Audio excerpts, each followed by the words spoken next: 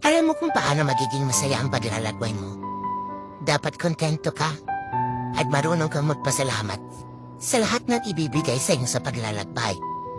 Mapapagsubok man yan o kaligayahan, magpasalamat ka.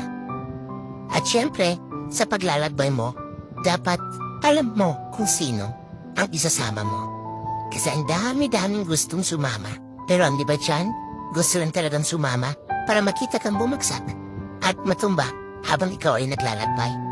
At pipilitin kang hihirain para hindi mo makuha ang gusto mo makamtan.